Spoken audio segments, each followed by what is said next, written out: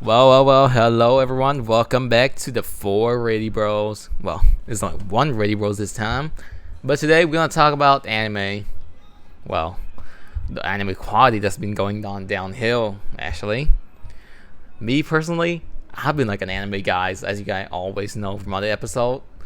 And personally, I love anime. Let's say, first off, Steins Gate, personal favorite and objectively the best anime out there.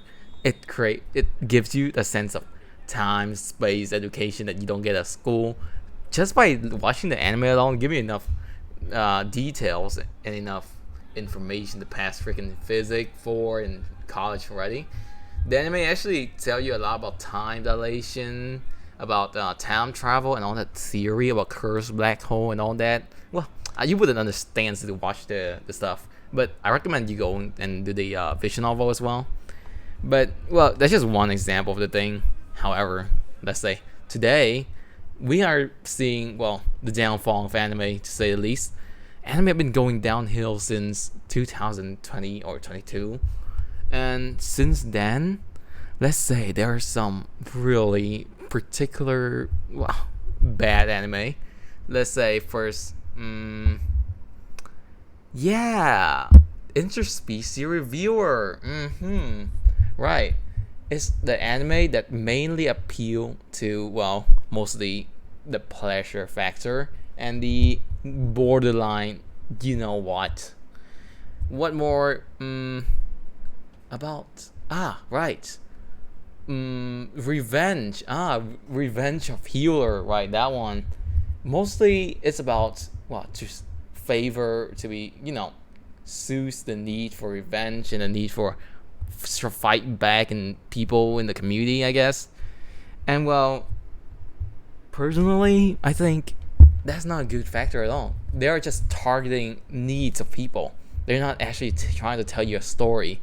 They're not actually teaching a lesson. They're just there to fulfill your dirty need, I guess. But even now it's not exactly better. The rate of which these anime are coming out are actually getting more and more often. Let's take this is gonna be a bit controversial, but Afuria, I think I butchered that name, but that exact one is like borderline harem, and harem been going on for a while now, but apparently currently most big studio are taking that inspiration into isekai anime, and big studio actually also investing onto this hype train, I guess. And those anime are really getting more popularized despite not showing any good values and only there to be horny as hell. And this is like a serious problem, right? Because most modern audience, like people that are not used to anime, the normies so to say, they don't really care if there's like a ton of good anime out there. They're seeing what's good right now, what's the current famous one, and they're seeing all those isekai, all those harem, all those ecchi stuff, and they're gonna think bad about anime in Japan, overall. And let's go back to the bright side, shall we? Apparently not only bad anime been popping up, but we're seeing a comeback of good anime. Let's say Cyberpunk Edge Runner, for example.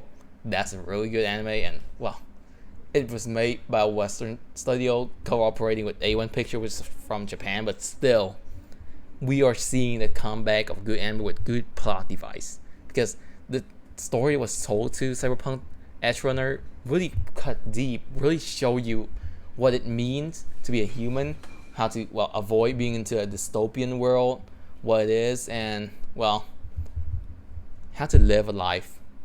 When you live in nice city, you don't just live there forever. You gotta go out to shine one time and just go out. I guess that's how you say it. But let's say, that's one of my favorite anime for the current time.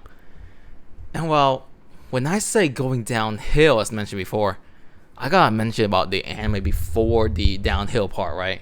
So there are some of the good anime before that really put this plot device together really good. And let's say first, as I mentioned before, Steins Gate.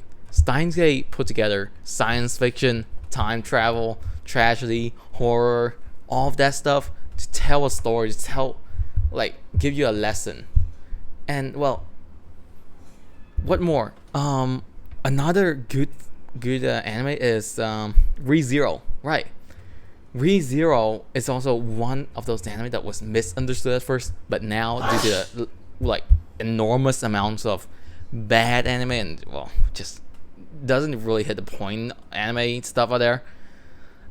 This is where Re:Zero truly shine. People start seeing the true value of it, because back then people see Re:Zero as a show with a weak main character.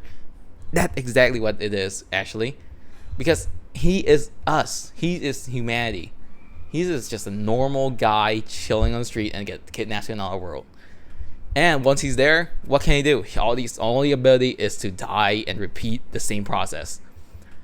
And just like any normal human like me and you, we don't really know what's gonna happen there, and he will die, because that's a fantasy world. It's a world full of magical power that you have no idea about. And well, now as you watch, he will further advance from his weak side and slowly turn stronger. Much different from these isekai anime we see today, because he's not strong at first. His power level is still that.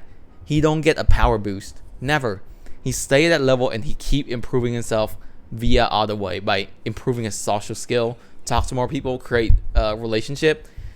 And we really see how that pay off after. The first season was boring because he's making relationship, but as we move on to the second season, he's using those relationships into his advantage. Well, not like using them, but more like having them will give him an advantage. And currently this is one of the good side of the current anime as well. Kadokawa and A1 Pictures is making a comeback with Re:Zero season 3. And for now, you can really see how all of those relationships really come together and help him defeat the force of evil. Him with Rebecca and Emilia, they all join force to fight against the force of evil. And there, you have to grind through season 1, season 2, and now season 3 really hit the spot. Because his power doesn't come from nowhere. His power come from something. And that something have come from nothing. And that's why old anime were so really good. And the character development and the plot device they use is just way better than the current anime we have.